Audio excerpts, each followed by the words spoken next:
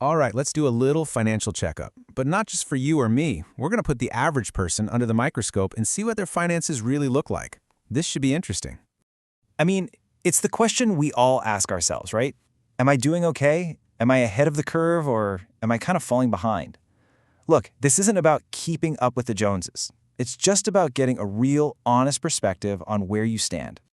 And that's the most important thing to remember here. The whole point is to use these numbers as a benchmark, a reference point, to see how you're doing. Some of these stats might be a little surprising, maybe even a bit of a wake-up call, but they're all super insightful. Okay, first up, let's get back to basics. Cash flow. It's the most fundamental part of finance. We're going to look at what the average person earns and put it right up against what the average household spends. So according to the latest data, this is the median income for one full-time worker, 52 grand. Now, it's really important to remember, that's for an individual, not for a whole household. So just keep that number locked in your head for a second. Now here's the other side of that coin. The average household is spending $67,000 a year. That's everything. The mortgage, or rent, the car, the groceries, you name it. Now, what's really interesting about this slide is, boom, you see the problem right away. There's a gap. You can see how even if you had two medium-income earners in a household, their combined paychecks might just barely cover the bills.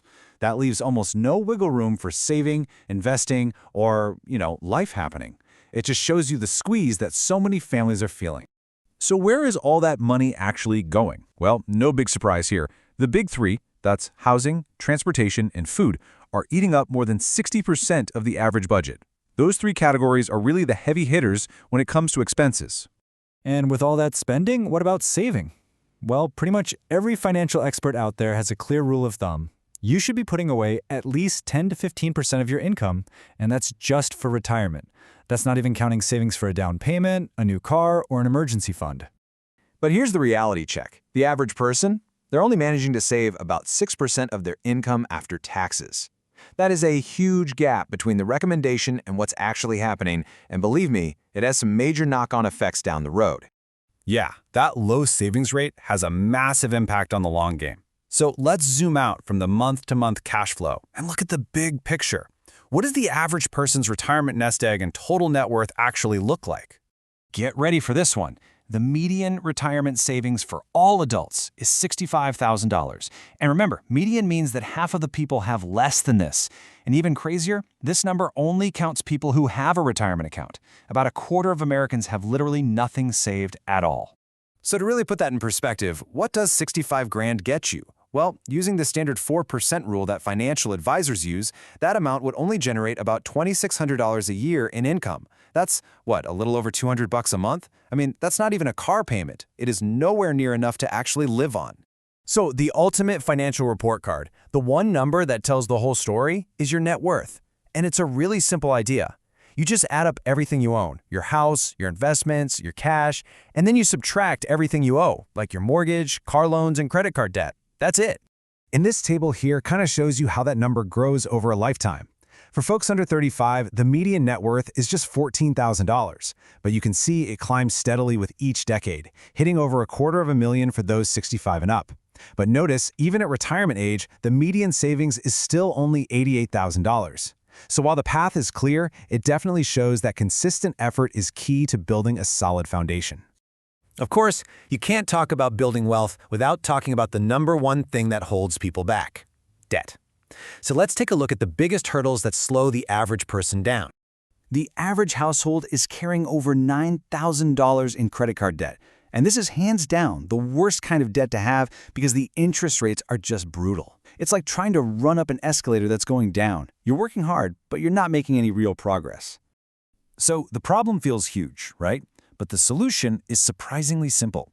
It all comes down to two golden rules. 1, pay off your credit card balance in full every single month. And 2, if you can't afford to buy it with the money you have right now, just don't buy it. But hey, it's not all bad news. On a brighter note, the average FICO score in the US is a pretty solid 715, and having a good credit score is absolutely crucial. It's the key that gets you good interest rates when you go to make those huge life purchases, like buying a home or a car.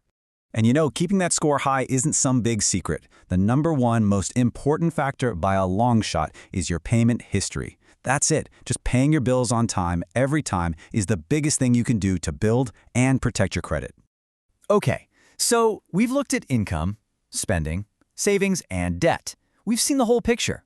So now, let's bring it all home and talk about what it actually takes to go from being average to being truly financially secure. Now check this out, because this is a little detail that trips up a ton of people.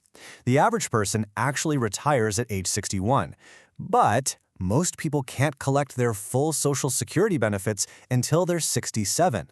That creates this 6-year gap that you have to fund entirely on your own, with savings that, as we've seen, might not be enough. And really, that brings us to the main point of all of this. After seeing all these numbers, you start to realize something. Average isn't the goal. It's the starting line. It is an absolutely achievable baseline that you can totally surpass with some discipline. So I'll just leave you with this question. Now that you know all this, what's one small thing, one concrete step that you can take this week to start putting yourself on a better than average path?